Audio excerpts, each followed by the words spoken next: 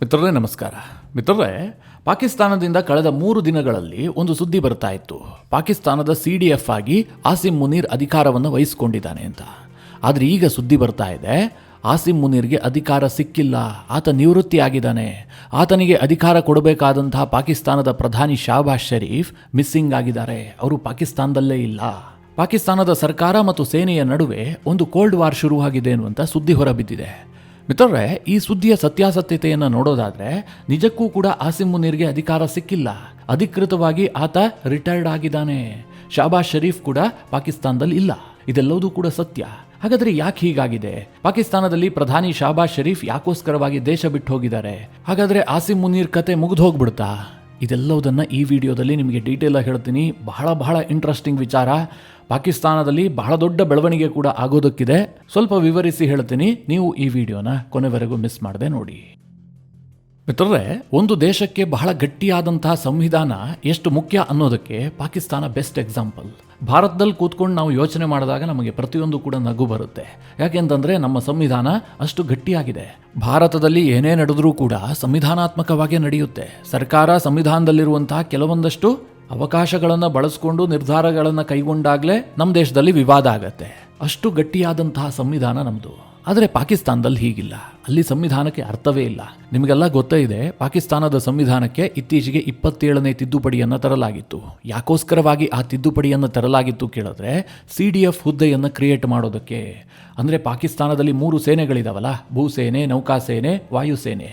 ಈ 3 ಸೇನೆಯನ್ನು ಕಂಟ್ರೋಲ್ ಮಾಡುವಂಥ ಒಂದು ಚೀಫ್ ಹುದ್ದೆಯನ್ನು ಕ್ರಿಯೇಟ್ ಮಾಡೋದಕ್ಕೋಸ್ಕರವಾಗಿ ಈ 27ನೇ ತಿದ್ದುಪಡಿಯನ್ನು ತರಲಾಗಿತ್ತು. ಇದ್ರ ಬಗ್ಗೆ ಎಲ್ಲ ನಾನು ಹಿಂದೆ ಡೀಟೇಲ್ ಆಗಿ ಹೇಳಿದ್ದೀನಿ, ಅಷ್ಟು ವಿವರಿಸೋದಕ್ಕೆ ಈಗ ಹೋಗೋದಿಲ್ಲ. ಮಿತ್ರರೇ, ಪಾಕಿಸ್ತಾನಕ್ಕೆ ದಿಢೀರಂತ CDF ಹುದ್ದೆಯ ಅವಶ್ಯಕತೆ ಯಾಕೆ ಉಂಟಾಯಿತು? ಇಷ್ಟು ದಿನ ಇಲ್ಲದೆ ಇರುವಂತಹದ್ದು ಈಗ ಯಾಕೆ ಬೇಕಾಯಿತು ಅಂತ ಒಂದು ಪ್ರಶ್ನೆ ಬರಬಹುದು ನಿಮಗೆ. ಅದಕ್ಕೆ ಉತ್ತರ ಏನು ಕೇಳಿದ್ರೆ, general field marshal Asim Munir ಇದಾನಲ್ಲ, ಈತನ ಅಧಿಕಾರಾವಧಿ, ಆತ ಭೂಸೇನೆಯ ಮುಖ್ಯಸ್ಥ ಆಗಿದ್ದ ಮೊದಲಿಗೆ. ಆನಂತರ ಆತನಿಗೆ ಫೀಲ್ಡ್ ಮಾರ್ಷಲ್ ಬಿರುದನ್ನು ಕೊಡಲಾಯಿತು. ಹೀಗಾಗಿ ಆತ ಇತರೆ 2 ಮುಖ್ಯಸ್ಥರಿದ್ರಲ್ಲ, ಈಗ ನೌಕಾಸೇನೆ ಮತ್ತು ವಾಯುಸೇನೆಯ ಮುಖ್ಯಸ್ಥರಿದ್ರಲ್ಲ, ಅವರಿಗಿಂತಲೂ ಕೂಡ ಸೀನಿಯಾರಿಟಿಯನ್ನು ಪಡೆದುಕೊಂಡಿದ್ದ. ಫೀಲ್ಡ್ ಮಾರ್ಷಲ್ ಪದವಿ ಸಿಕ್ಕಿತ್ತಲ್ಲ, ಆ ಕಾರಣದಿಂದಾಗಿ. ಆದರೆ ಈ ಆಸಿಂ ಮುನೀರ್ನ ಅಧಿಕಾರಾವಧಿ ನವೆಂಬರ್ 29ಕ್ಕೆ ಕೊನೆಯಾಗ್ತಾ ಇತ್ತು. ಅಂದರೆ ಆತ ಭೂಸೇನೆಯ ಮುಖ್ಯಸ್ಥನಾಗಿದ್ನಲ್ಲ, ಅದರ ಅವಧಿ ನವೆಂಬರ್ 29ರವರೆಗೆ ಮಾತ್ರ ಇತ್ತು. ಹೀಗಾಗಿ ಆತ ರಿಟೈರ್ಡ್ ಆಗಿಬಿಡ್ತಾ ಇದ್ದ. ಆದರೆ ಆಸಿಂ ಮುನೀರ್ಗೆ ರಿಟೈರ್ಡ್ ಆಗೋದಕ್ಕೆ ಮನಸ್ಸಿರಲಿಲ್ಲ. ಇನ್ನೂ ಹೆಚ್ಚು ಅಧಿಕಾರವನ್ನು ಅನುಭವಿಸಬೇಕು ಅಂತ ಆತ ನಿರ್ಧಾರ ಮಾಡಿದ್ದ. ಅದಕ್ಕೋಸ್ಕರವಾಗಿ ಆತ ಒಂದು ಪ್ಲಾನ್ ಮಾಡ್ತಾನೆ. ಪಾಕಿಸ್ತಾನದ ಸರ್ಕಾರದ ಮೇಲೆ ಒತ್ತಡ ಹಾಕಿ ಪಾಕಿಸ್ತಾನದ ಸಂವಿಧಾನಕ್ಕೆ 27ನೇ ತಿದ್ದುಪಡಿಯನ್ನು ತರುವಂತೆ ಮಾಡ್ತಾನೆ. ಆ ಮೂಲಕವಾಗಿ ಪಾಕಿಸ್ತಾನದಲ್ಲಿ CDF ಹುದ್ದೆಯನ್ನು ಕ್ರಿಯೇಟ್ ಮಾಡಲಾಗುತ್ತೆ. ಆ ಹುದ್ದೆ ಎಷ್ಟು ಪವರ್ಫುಲ್ ಆಗಿತ್ತು ಅಂತಂದ್ರೆ, 3 ಸೇನೆಗಳಿಗೂ ಕೂಡ CDF ಆದಂಥವನು ಮುಖ್ಯಸ್ಥನಾಗಿರ್ತಾನೆ. ಭೂಸೇನೆ, ವಾಯುಸೇನೆ ಮತ್ತು ನೌಕಾಸೇನೆ. ಜೊತೆಗೆ ಮಿತ್ರರೇ, ಪಾಕಿಸ್ತಾನದ ಶಾಸಕಾಂಗಕ್ಕಿಂತಲೂ ಕೂಡ ದೊಡ್ಡ ಹುದ್ದೆ ಆಗಿರುತ್ತೆ. ಅಂದರೆ ಪಾಕಿಸ್ತಾನದಲ್ಲಿ ಒಂದು ನಾಗರಿಕ ಸರ್ಕಾರ ಇರುತ್ತಲ್ಲ, ಈಗ ಶಹಬಾಜ್ ಶರೀಫ್ ಇದ್ದಾರೆ, ಒಬ್ಬ ರಕ್ಷಣಾ ಮಂತ್ರಿ ಇದ್ದಾರೆ, ಒಬ್ಬ ವಿದೇಶಾಂಗ ಮಂತ್ರಿ ಇದ್ದಾರೆ. ಇವರೆಲ್ಲರಿಗಿಂತಲೂ ಕೂಡ CDF ಹುದ್ದೆ ಪವರ್ಫುಲ್ ಆಗಿರುತ್ತೆ. ಅಷ್ಟೇ ಏಕೆ, ನ್ಯಾಯಾಂಗಕ್ಕಿಂತಲೂ ಕೂಡ CDF ಹುದ್ದೆ ಮೇಲಿರುತ್ತೆ. ಇದರ ಜೊತೆಗೆ CDF ಆಗಿ ರಿಟೈರ್ಡ್ ಆದಂಥವನಿಗೆ ಒಂದು ಕಾನೂನಾತ್ಮಕ ಇಮ್ಯುನಿಟಿ ಪವರ್ ಅನ್ನು ಕೂಡ ಕೊಡಲಾಗಿರುತ್ತೆ. ಆತನನ್ನು ಯಾರೂ ಕೂಡ ವಿಚಾರಣೆಗೊಳಪಡಿಸುವಂತಿಲ್ಲ, ಆತನ ಮೇಲೆ ಕೇಸ್ ಹಾಕುವಂತಿಲ್ಲ, ನ್ಯಾಯಾಂಗಕ್ಕೆ ಆತನನ್ನು ಕರೆ ತರುವಂತಿಲ್ಲ. ಆ ರೀತಿಯಾದಂತಹ ಒಂದು ಇಮ್ಯುನಿಟಿ ಪವರ್ ಅನ್ನು ಕೂಡ ಆ CDF ಹುದ್ದೆಗೆ ಕೊಡಲಾಗಿದೆ. ಮಿತ್ರರೇ, ಕಳೆದ 2 ದಿನಗಳಿಂದ ಏನು ಸುದ್ದಿ ಬರ್ತಾ ಇತ್ತು ಅಂತಂದ್ರೆ, ಆಸಿಂ ಮುನೀರ್ ಅಧಿಕೃತವಾಗಿ CDF ಹುದ್ದೆಯನ್ನು ಅಲಂಕರಿಸಿದ್ದಾನೆ. ಈಗ ಆಸಿಂ ಮುನೀರ್ ಪಾಕಿಸ್ತಾನದಲ್ಲಿ ತುಂಬಾ ಪವರ್ಫುಲ್ ವ್ಯಕ್ತಿ ಅಂತ ಸುದ್ದಿಗಳು ಪ್ರಕಟಗೊಳ್ತಾ ಇದ್ವು. ಪಾಕಿಸ್ತಾನದ ಮಾಧ್ಯಮಗಳು ಕೂಡ ಈ ರೀತಿಯಾದಂತಹ ಸುದ್ದಿಗಳನ್ನೇ ಪ್ರಕಟಿಸಿದ್ದಾವೆ. ಅದೇ ಆಧಾರದಲ್ಲಿ ಭಾರತದಲ್ಲೂ ಕೂಡ ಈ ಸುದ್ದಿ ಪ್ರಸಾರ ಆಗಿತ್ತು. ಆದರೆ ಮಿತ್ರರೇ, ಈಗ ಗೊತ್ತಾಗ್ತಾ ಇದೆ, ಆಸಿಂ ಮುನೀರ್ಗೆ ಆ ಅಧಿಕಾರ ಇನ್ನೂ ಕೂಡ ಸಿಕ್ಕಿಲ್ಲ. ಅಧಿಕಾರವನ್ನು ಕೊಡಬೇಕಾದಂಥ ಶಹಬಾಜ್ ಶರೀಫ್ ದೇಶದಲ್ಲೇ ಇಲ್ಲ. ಹೀಗಾಗಿ ಆಸಿಂ ಮುನೀರ್ ಈಗ ರಿಟೈರ್ಡ್ ಆಗಿದ್ದಾನೆ. ನವೆಂಬರ್ 29ಕ್ಕೆ ಆತನ ಅಧಿಕಾರಾವಧಿ ಮುಕ್ತಾಯ ಆಗಿ ಹೋಗಿದೆ. ಮಿತ್ರರೇ, ಇದನ್ನು ಕೇಳದಂತಹ ಸಂದರ್ಭದಲ್ಲಿ ನಿಮಗೊಂದು ಆಶ್ಚರ್ಯ ಆಗಬಹುದು. ಪಾಕಿಸ್ತಾನದ ಸಂವಿಧಾನಕ್ಕೆ ತಿದ್ದುಪಡಿಯನ್ನು ಮಾಡಿಸುವಂಥ ಕೆಪಾಸಿಟಿ ಇರುವವನಿಗೆ ಅಧಿಕಾರ ವಹಿಸ್ಕೊಳ್ಳೋದಕ್ಕೆ ಸಾಧ್ಯ ಆಗೋದಿಲ್ವಾ ಅಂತ. ಅಲ್ಲೇ ಇರುವಂಥದ್ದು ಇಂಟ್ರೆಸ್ಟಿಂಗ್ ವಿಚಾರ. ನಿಮಗೆ ನೆನಪಿರಲಿ ಮಿತ್ರರೇ, ಭಾರತದಲ್ಲಿ ರಾಷ್ಟ್ರಪತಿಗಳ ನೇಮಕ ಆಗುತ್ತಲ್ಲ, ಅದನ್ನು ಒಂದು ಉದಾಹರಣೆಯಾಗಿ ತೆಗೆದುಕೊಳ್ಳಿ. ರಾಷ್ಟ್ರಪತಿಗಳು ಆಯ್ಕೆಯಾದ ಬಳಿಕ ಅವರಿಗೆ ಪ್ರಮಾಣ ವಚನವನ್ನು ಬೋಧಿಸುವಂಥವರು ಯಾರು? ಸುಪ್ರೀಂ ಕೋರ್ಟ್ನ ಮುಖ್ಯ ನ್ಯಾಯಾಧೀಶರು. ಆದರೆ ಪ್ರಮಾಣ ವಚನವನ್ನು ಬೋಧಿಸುವವರೆಗೆ ಮಾತ್ರ ಸುಪ್ರೀಂ ಕೋರ್ಟ್ನ ನ್ಯಾಯಾಧೀಶರು ಸುಪ್ರೀಂ ಆಗಿರ್ತಾರೆ. ಯಾವಾಗ ರಾಷ್ಟ್ರಪತಿಗಳು ಪ್ರಮಾಣ ವಚನವನ್ನು ಸ್ವೀಕರಿಸ್ತಾರೋ ಅದಾದ ಬಳಿಕ ಇಡೀ ದೇಶಕ್ಕೆ ಸುಪ್ರೀಂ ಆಗುವಂತಹದ್ದು ರಾಷ್ಟ್ರಪತಿಗಳು. ಸುಪ್ರೀಂ ಕೋರ್ಟ್ನ ನ್ಯಾಯಾಧೀಶರು ಕೂಡ ರಾಷ್ಟ್ರಪತಿಗಳ ಅಂಡರ್ನಲ್ಲೇ ಬರ್ತಾರೆ. ನಾನು ಯಾಕೆ ಈ ಮಾತನ್ನು ಹೇಳಿದೆ ಅಂತಂದರೆ, ಸದ್ಯ ಪಾಕಿಸ್ತಾನದ ಪರಿಸ್ಥಿತಿ ಹೀಗೆ ಇದೆ. ಈಗ ಆಸಿಂ ಮುನೀರ್ಗೆ CDF ಹುದ್ದೆಯನ್ನು ಕೊಡಬೇಕಾದ್ರೆ ಒಂದು ನೋಟಿಫಿಕೇಶನ್ ಅನ್ನು ಹೊರಡಿಸಬೇಕು. ಅದನ್ನು ಹೊರಡಿಸಬೇಕಾದ್ರೆ ಪಾಕಿಸ್ತಾನದ ಹಾಲಿ ಪ್ರಧಾನಿ ಶಹಬಾಜ್ ಶರೀಫ್ ಅವರ ಸಹಿ ಬೇಕು. ಸರ್ಕಾರ CDF ಹುದ್ದೆಯ ಕುರಿತಾಗಿ ನೋಟಿಫಿಕೇಶನ್ ಹೊರಡಿಸಿ ಆಸಿಂ ಮುನೀರ್ನನ್ನು ಅದಕ್ಕೆ ನೇಮಕ ಮಾಡಿದ ಬಳಿಕವಷ್ಟೇ ಆಸಿಂ ಮುನೀರ್ಗೆ ಆ ಅಧಿಕಾರ ಸಿಗುತ್ತೆ. ಆದರೆ ಬಹಳ ಇಂಟ್ರೆಸ್ಟಿಂಗ್ ವಿಚಾರ ಏನು ಗೊತ್ತಾ, ಶಹಬಾಜ್ ಶರೀಫ್ ಅದಕ್ಕೆ ಮನಸ್ಸು ಮಾಡ್ತಾ ಇಲ್ಲ. ಅವರು ಇದೇ ಸಮಯದಲ್ಲಿ ಫಾರಿನ್ ಪ್ರವಾಸವನ್ನು ಕೈಗೊಂಡಿದ್ದಾರೆ.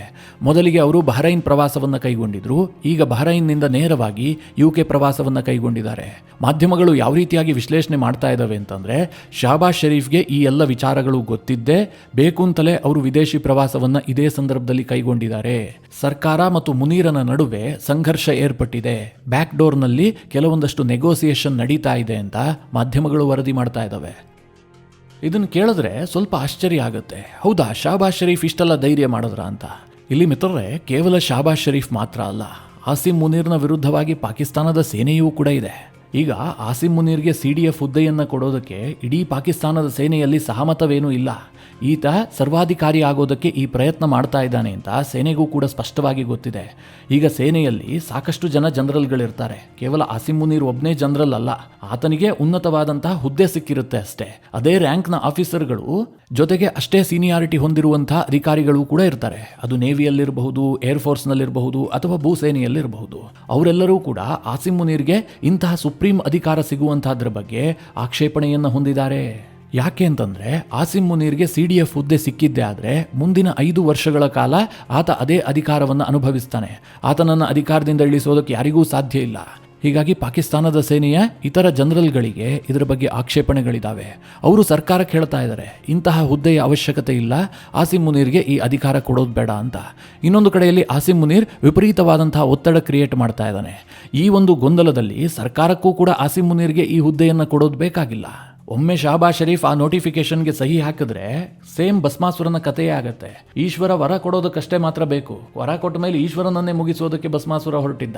ಈಗ ಶಹಬಾಜ್ ಶರೀಫ್ಗೂ ಕೂಡ ಅಂತಹದೇ ಪರಿಸ್ಥಿತಿ ಬರುತ್ತೆ. ಆಸಿಂ ಮುನೀರ್ಗೆ ಅಧಿಕಾರ ಸಿಗ್ತಿದ್ದ ಹಾಗೆ ಮೊದಲ ಟಾರ್ಗೆಟ್ ಆಗುವಂಥದ್ದೇ ಶಹಬಾಜ್ ಶರೀಫ್. ಹೀಗಾಗಿ ಶಹಬಾಜ್ ಶರೀಫ್ ಸರ್ಕಾರ ಮತ್ತು ಆಸಿಂ ಮುನೀರ್ನ ನಡುವೆ ಒಂದು ಮುಸುಕಿನ ಗುದ್ದಾಟ ನಡೀತಾ ಇದೆ. ಇದೇ ಕಾರಣದಿಂದಾಗಿ ಶಹಬಾಜ್ ಶರೀಫ್ ಆ ನೋಟಿಫಿಕೇಶನ್ಗೆ ಸಹಿ ಹಾಕದೆ ವಿದೇಶಿ ಪ್ರವಾಸ ಮಾಡಿದ್ದಾರೆ ಅಂತ ವರದಿಗಳಾಗ್ತಾ ಇದ್ದಾವೆ. ಈ ಕಾರಣದಿಂದಾಗಿ ಆನ್ ರೆಕಾರ್ಡ್ ಆಸಿಂ ಮುನೀರ್ ಈಗ ನಿವೃತ್ತಿಯಾಗಿದ್ದಾನೆ. ನಿಯಮದ ಪ್ರಕಾರವೇ ಮಾತನಾಡಬೇಕು ಅಂತಂದ್ರೆ ಪಾಕಿಸ್ತಾನದಲ್ಲಿ ಆಸಿಂ ಮುನೀರ್ ಈಗ ನಿವೃತ್ತ ಸೇನಾಧಿಕಾರಿ ಅಷ್ಟೇ. ಆದರೆ ಪಾಕಿಸ್ತಾನದಲ್ಲಿ ಹಾಗಾಗೋದಿಲ್ಲ. ಅಲ್ಲಿ ನಿಯಮಗಳಿಗೆ ಬೆಲೆ ಇಲ್ಲದ ಕಾರಣದಿಂದಾಗಿ ಇದಿನ್ನೂ ಕೂಡ ಅಧಿಕೃತವಾಗಿ ಘೋಷಣೆಯಾಗಿಲ್ಲ. ಹಾಗಾದ್ರೆ ಆಸಿಂ ಮುನೀರ್ಗೆ ಮುಂದೆ ಅಧಿಕಾರ ಸಿಗೋದಿಲ್ವಾ?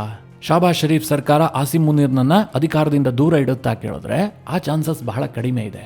ಪಾಕಿಸ್ತಾನದ ಸೇನೆಯಲ್ಲಿ ಆಸಿಂ ಮುನೀರ್ನನ್ನ ವಿರೋಧಿಸುವವರು ಎಷ್ಟು ಜನ ಇದ್ದಾರೋ ಆಸಿಂ ಮುನೀರ್ಗೆ ಬೆಂಬಲ ಕೊಡುವವರು ಕೂಡ ಅಷ್ಟೇ ಜನ ಇದ್ದಾರೆ. ಹೀಗಾಗಿ ಈಗಾಗಲೇ ಆತ ಸಂವಿಧಾನಕ್ಕೆ ತಿದ್ದುಪಡಿಯನ್ನ ಮಾಡಿಸಿ CDF ಹುದ್ದೆಯನ್ನು ಕ್ರಿಯೇಟ್ ಮಾಡಿಸುವಲ್ಲಿ ಯಶಸ್ವಿಯಾಗಿದ್ದಾನೆ. ಇಷ್ಟೆಲ್ಲ ಮಾಡಿದವನು ಅಂತಿಮವಾಗಿ ಆ ಅಧಿಕಾರಕ್ಕೆ ಬಂದು ಕೂರದೇ ಇರ್ತಾನ? ಒಂದಷ್ಟು ಹಗ್ಗ ಜಗ್ಗಾಟ ಮಾಡಿ ಬ್ಯಾಕ್ ಡೋರ್ನಲ್ಲಿ ಸಾಕಷ್ಟು ನೆಗೋಸಿಯೇಷನ್ ಆದ ಬಳಿಕ ಆತನಿಗೆ ಅಧಿಕಾರ ಸಿಗುವಂತ ಚಾನ್ಸಸ್ ಇದೆ. ಈ ಬಗ್ಗೆ ಪಾಕಿಸ್ತಾನದ ರಕ್ಷಣಾ ಸಚಿವ ಖ್ವಾಜಾ ಆಸಿಫ್ಗೆ ಪ್ರಶ್ನೆಯನ್ನ ಕೇಳಿದ್ರೆ CDF ಹುದ್ದೆಗೆ ನೇಮಕಾತಿಯ ಪ್ರಕ್ರಿಯೆ ಚಾಲನೆ ಆಗಿದೆ, ಆದಷ್ಟು ಶೀಘ್ರದಲ್ಲಿ ನೋಟಿಫಿಕೇಶನ್ ಹೊರಡಿಸಲಾಗುವುದು. ಶಹಬಾಜ್ ಶರೀಫ್ ಬಂದ ಬಳಿಕ ಎಲ್ಲವೂ ಕೂಡ ಕ್ಲಿಯರ್ ಆಗತ್ತೆ. ಶಹಬಾಜ್ ಶರೀಫ್ ಅವರ ಭೇಟಿ ಮೊದಲೇ ನಿಗದಿಯಾಗಿತ್ತು. ಹೀಗೆಲ್ಲ ಖ್ವಾಜಾ ಆಸಿಫ್ ಒಂದು ಸ್ಪಷ್ಟನೆಯನ್ನ ಕೊಡೋದು ಹೊರಟಿದ್ದಾರೆ. ಮಿತ್ರರೇ, ಇಷ್ಟು ದೊಡ್ಡ ವಿಚಾರ ಆಗಿರುವಂತಹ ಸಂದರ್ಭದಲ್ಲಿ ಸರ್ಕಾರ ಇಷ್ಟು ವಿಳಂಬದಲ್ಲಿ ನಿರ್ಧಾರ ಕೈಗೊಳ್ಳುತ್ತಾ? ಅವ್ರಿಗೆ ಗೊತ್ತಿರಲಿಲ್ವಾ ಆಸಿಂ ಮುನೀರ್ 29ಕ್ಕೆ ರಿಟೈರ್ಡ್ ಆಗ್ತಾನೆ ಅಂತ? ಶಹಬಾಜ್ ಶರೀಫ್ ಒಂದು ನೋಟಿಫಿಕೇಶನ್ ಇಶ್ಯೂ ಮಾಡೇ ಫಾರಿನ್ ಟ್ರಿಪ್ ಕೈಗೊಳ್ಳಬಹುದಿತ್ತಲ್ಲ. ಅಂದ್ರೆ ಅವರು ಉದ್ದೇಶಪೂರ್ವಕವಾಗಿ ಈ ನಿರ್ಧಾರ ಮಾಡಿದ್ದಾರೆ ಎನ್ನುವಂಥದ್ದು ಇಲ್ಲಿ ಸ್ಪಷ್ಟ ಆಗ್ತಾ ಇದೆ. ಇನ್ನೂ ಒಂದು ವಾದ ಇದೆ. ಅದೇನು ಕೇಳಿದ್ರೆ, ಯಾವಾಗ ಶಹಬಾಜ್ ಶರೀಫ್ ಸರ್ಕಾರ ಆಸಿಂ ಮುನೀರ್ಗೆ CDF ಹುದ್ದೆಯನ್ನು ಕೊಡೋದಿಲ್ಲ, ಫೋರ್ಸ್ಫುಲಿ ನಿವೃತ್ತಿಗೆ ಒತ್ತಾಯಿಸ್ತಾ ಇದೆ ಅಂತ ಗೊತ್ತಾಯಿತು, ಅದಕ್ಕಾಗಿ ಆಸಿಂ ಮುನೀರ್ ಈ ಇಮ್ರಾನ್ ಖಾನ್ ಇಶ್ಯೂ ಅನ್ನು ಮುಂದೆ ತಂದ ಅನ್ನುವಂತಹ ಸುದ್ದಿ ಕೂಡ ಇದೆ. ನೀವೆಲ್ಲ ನೋಡ್ತಾನೆ ಇದ್ದೀರಿ, ಇಮ್ರಾನ್ ಖಾನ್ ವಿಚಾರದಲ್ಲಿ ಪಾಕಿಸ್ತಾನ ಹೊತ್ತಿ ಉರಿತಾ ಇದೆ. ಇಮ್ರಾನ್ ಖಾನ್ ಬದುಕಿದನೋ ಸತ್ತಿದನೋ ಎಲ್ಲಿದ್ದಾನೆ ಯಾವುದ್ರ ಬಗ್ಗೆಯೂ ಕೂಡ ಮಾಹಿತಿಯನ್ನು ಕೊಡ್ತಾ ಇಲ್ಲ. ಇಮ್ರಾನ್ ಖಾನ್ರನ್ನ ನೋಡೋದಕ್ಕೆ ಯಾರಿಗೂ ಕೂಡ ಅವಕಾಶವನ್ನು ಕೂಡ ಕೊಡ್ತಾ ಇಲ್ಲ.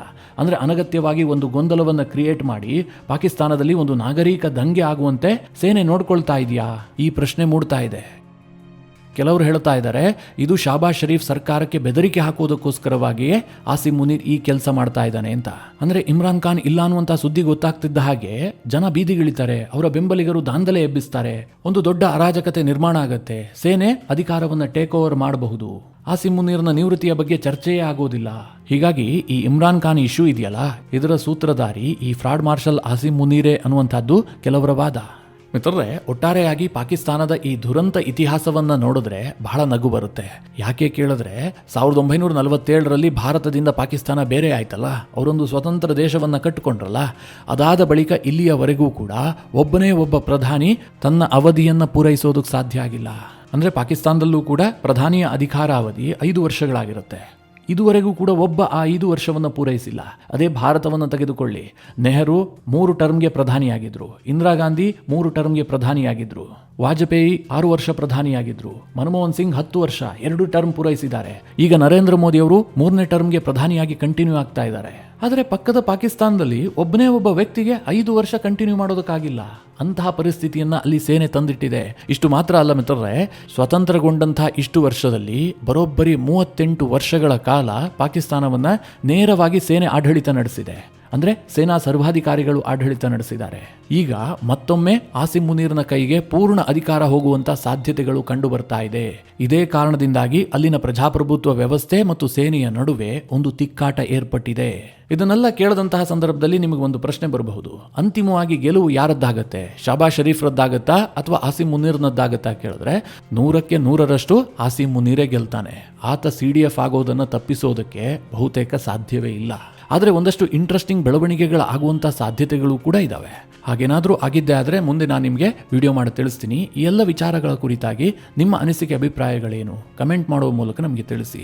ಹಾಗೆ ನಿಮಗೆ ಈ ವಿಡಿಯೋ ಇಷ್ಟವಾದರೆ ಲೈಕ್ ಮಾಡಿ, ಜೊತೆಗೆ ನೀವಿನ್ನೂ ನಿಮ್ಮ ನೆಚ್ಚಿನ ಸಂಸ್ಕಾರ ಸೌರಭ ಯೂಟ್ಯೂಬ್ ಚಾನಲ್ನ ಸಬ್ಸ್ಕ್ರೈಬ್ ಮಾಡಿಲ್ಲ ಅಂತ ಆದರೆ ಈ ಕೂಡಲೇ ಸಬ್ಸ್ಕ್ರೈಬ್ ಮಾಡಿ, ಮುಂದಿನ ಎಲ್ಲ ಅಪ್ಡೇಟ್ಗಳ ನೋಟಿಫಿಕೇಷನ್ಗಾಗಿ ಬೆಲ್ ಐಕಾನ್ ಒತ್ತಿ.